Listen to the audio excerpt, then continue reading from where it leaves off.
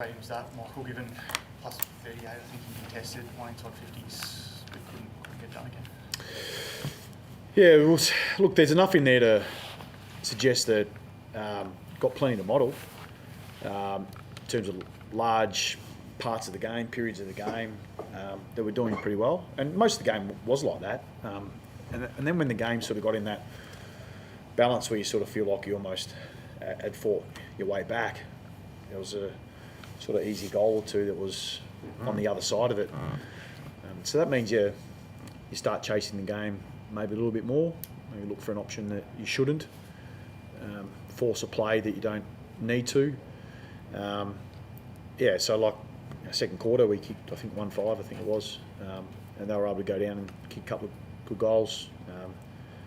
Third quarter they kicked that last goal from centre square bounce, a few seconds to go on the clock.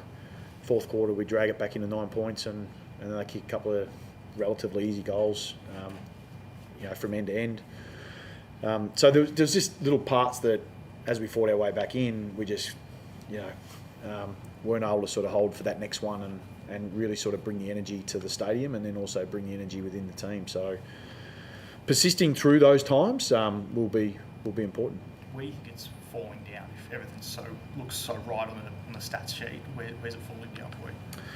Well, as you said, the contest stuff is going pretty well at the moment, and that's sort of the stuff that you can start to model. Even our ball movement from back half to inside 50 was still pretty good. So that was they were good, and so were we.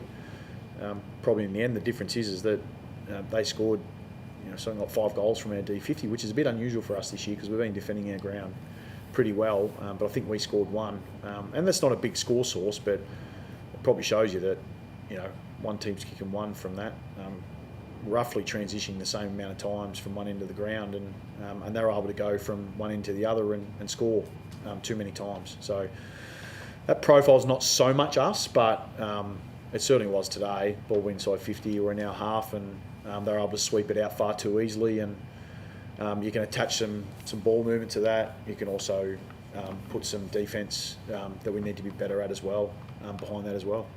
One of those easy goals you talked about was, I think, when you did get down to 9 points in the last quarter, Wiedering didn't know whether to rush it or go to the boundary. How clear are the players on that rush rule? Because there's been a few contentious ones this year. I think that rule's relatively clear when you're talking about getting inside the goal square. So, but there was probably a handful of those that you'd like to have back. So look, the reality is the game's made up of mistakes. It's made up of imperfections, and going to be disappointed from time to time. I guess my challenge to the boys will be, how do we still ensure that our system can overcome some error, and that's whether that's a breakdown on our front line because we don't come forward, or whether that's a play that we don't quite get right. We should have enough, over the course of 120 minutes that we can recover that. So we've just got to play through that disappointment, and that might mean that it takes a little while to get it exactly where we need it to be. Might take a couple of games to get it where it needs to be, but it's something we've got to keep searching for. Are you happy with your ball movement at the moment? Today, 12, 10, 22 scoring shots from 58 entries feels kind of not the right number given the injuries. Yeah, the efficiency's probably for all to see, but that's been across the year. So the rehearsal and our consistency, being able to implement what we're after. Is that a handball? Is that a kick? Is that a mark? He's scoring inside 50 a lot of different ways. It's not just through marking the ball. It's through the ground ball. It's through the contest. So right now we're just those parts are not fully connected. So it's something for us, I guess. Now we take the break and go to the bye. Let's continually look at that. But you've seen it. We've seen it. We know it's something we've got to get better at. But it's also up to us to ensure that when we're in that arm wrestle, we make it that, and that we can sort of our system is there to be able to support us if things aren't going well for small periods of a game. So if there's a 10-minute patch where it's just a bit hard to score and we are going in and we're not getting what we want, well then we've got to defend harder for longer, and that's just the way that we need to be. Where did you sit on the incident where they stopped the play when Bedford got hurt? De Koning, I think, had the ball and then they call the ball up. Yeah, well, I think we know why that's happened. Don't we? That's why you've got to be really careful how hard you go on those things. Because the reality is that, you know, clearly the intention, I think the intention is the right thing. I don't have anything against the umpires in that particular instance. Their intention was fine. So I think we've got to give them a little bit of a break on this. You'd love it to be perfect, but the reality is that, maybe that could have been handled differently. But I think you've got to look at the umpire's intention. He's trying to do the right thing. And the ball up stuff ended up being the right thing, I guess. Yeah. Do you feel as if your backline held up at all today, given they seem to get quite a few easy goals early in the game? It just felt like that connection, that total connection across the whole game, just clearly didn't, come to fore tonight. So I think in those things you've got to go back and you've got to look at the vision and have all the information in front of you to sort of really, look at the detail of what that actually was. Because not all the defence is the end user. Like they're filling all the mistakes up the ground. So what you're trying to coach through the players is obviously have they made the right choices to make sure that we're getting the pressure on the ball. Have they made the right choices in defending it? Were we in one-on-ones that we could have done better? But our defence is the end user. I'd like to think that when we look at our game, we pull it apart as we, not I, and that's the way we approach our reviews. Is that how do we stand up in those moments? How's it collective as a defence did we stand up? And the backs are one part of that, but we've also got forwards and mids that play a pretty significant role in how fast that ball's coming down. The McGovern move seemed to work well in patches there. How did you view that?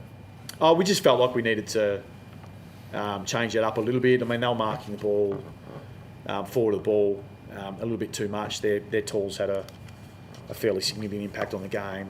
So it felt like just having that sort of extra height to support Weeders down there was something that we needed. They're not overly tall, but they were certainly marking the ball. So that was something we just sort of felt like we needed to make a change and obviously gave us a different look forward to the ball. So just to be able to make sure that we're still getting the aerial support we needed. But again, it had an impact for a while. But then when it comes down to roles and how you want to play and the method of ball movement you have and how you want to defend as a team, like you still got to be able to do that for longer periods of time. And we weren't able to do that, even though we did try to shift some of those magnets around. I mentioned it before, but the times when you did get close, is it a game management thing, like 14 seconds to go in the last quarter, and they managed to score, kick away a little bit again? I think in the last quarter you kicked 2 goals to get the margin back to, as you said, 9 points, and then you concede from a stoppage, top the goal score. I mean, does the team need to be a bit smarter in those moments just to sort of see out those moments? It's a bit. I might have to go back and see that, but the one you're referring to was a centre square bounce goal. Like we don't get to go in any mode outside of understanding that there's a few seconds left and they kick a goal. So I'd probably have to take the game apart in periods of games, not just one particular play. Blake Acres okay? Yeah, he is. Yeah.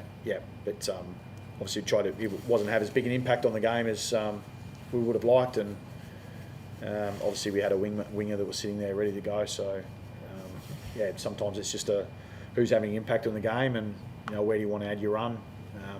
Obviously that was through the wings, but we had a few little positional flips today that again sort of probably had the desired effect when we did it.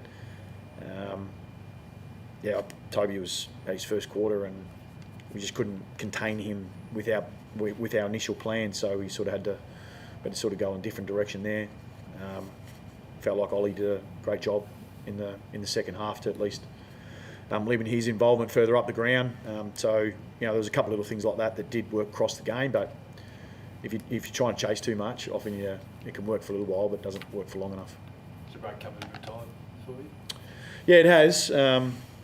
Look, I mean, I think this is the chance to regenerate. It's also a chance to have a look at the way we're playing and dissect it a bit, and then get to work again. So come back really clear with the players about what we need to be able to work on. As I said, like there's plenty in there and enough great periods of games where it's something to model off.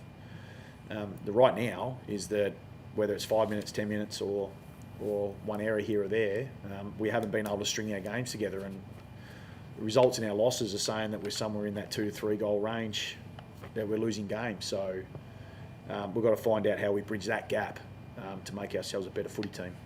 Still confident they can compete in September this year? Actually, more. Absolutely. There's, what for us, it's about impact in the season. So, and I think we've got enough there to suggest that we can get after our second half of the season. So, but we've also got some challenges we need to be able to take care of. So, drifting into September right now, as you can imagine, is probably the furthest thing from my mind. It's taking a break, getting a rest, coming back together, putting the problem on the table, solving it together collectively as a group, resetting ourselves and bringing new energy and getting after it.